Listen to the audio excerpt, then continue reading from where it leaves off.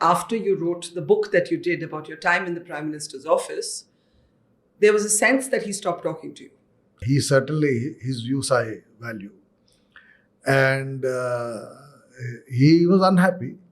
But then he knew what I was doing. I don't know if I mentioned this to you when we've discussed the book in the past. When the book was finally over, I went and saw him. Before it was published? Before it was published. And I told him that I've written this book. And I then quoted Mao Zedong, who said that no person is 100% perfect. But if somebody is 70% good and 30% bad, it's all right. So I quoted Mao and said to him that you will be 80% happy with my book, 20% unhappy. So which is better than the Mao Zedong ratio of 70-30. Yeah. And he smiled and, he didn't ask me. In fact, a week after that, I ran into Mrs. Manmohan Singh at a wedding. I think Kishore Aluwalia and Meghna Desai's son's wedding reception at the Delhi Golf Club. And she saw me and said, "Tumhara kitab kab aa raha hai?" I said, the date had not been decided. This would have been March or so, when I was not even thinking about the date of publication. Then she said, title kya hai? I said, Accidental Prime Minister. Arey wah, badhiya title choose kiya tumne. And, people were there. Ravinder Kaur, Surjit's wife was there. Yeah. Kishore was there. Ishar Aluwalia was there. So I kind of took it. They know the book is coming out. They know what the title is. So I thought it was okay. And since, as you know, you read the book, we've discussed it many times. It is 80% a endorsement of his leadership. But it is also 20% criticism because of the kind of things he was willing to tolerate. Today you have people saying that he should have resigned when Rahul Gandhi tore up the ordinance. Well, that's what I said then, right?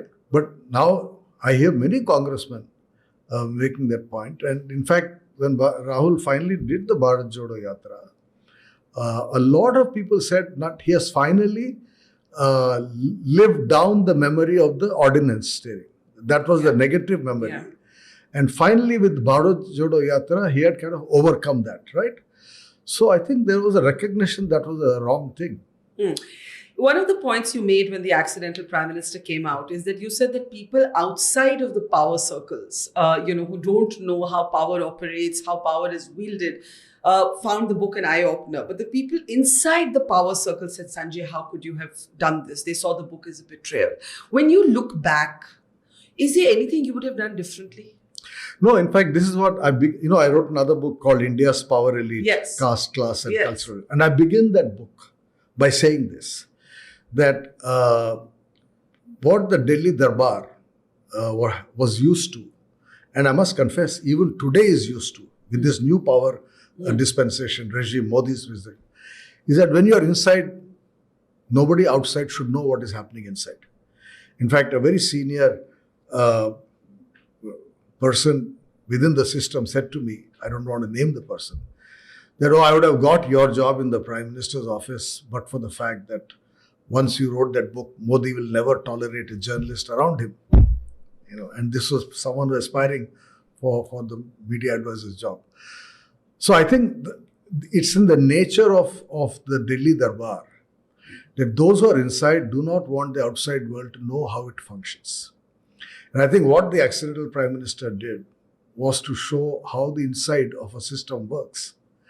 And I'm not surprised that there was so much negative reaction from inside the system, which is exactly the opposite of the reaction from outside the system. It's all very long back, 9 years back, but for a year or so after that book came out, it was impossible for me to go anywhere without being recognized and selfies being taken. Thanks to all of you who put me on television.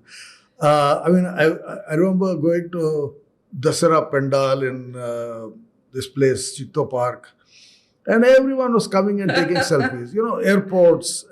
So it had become kind of a public celebration of the fact that you've written this book.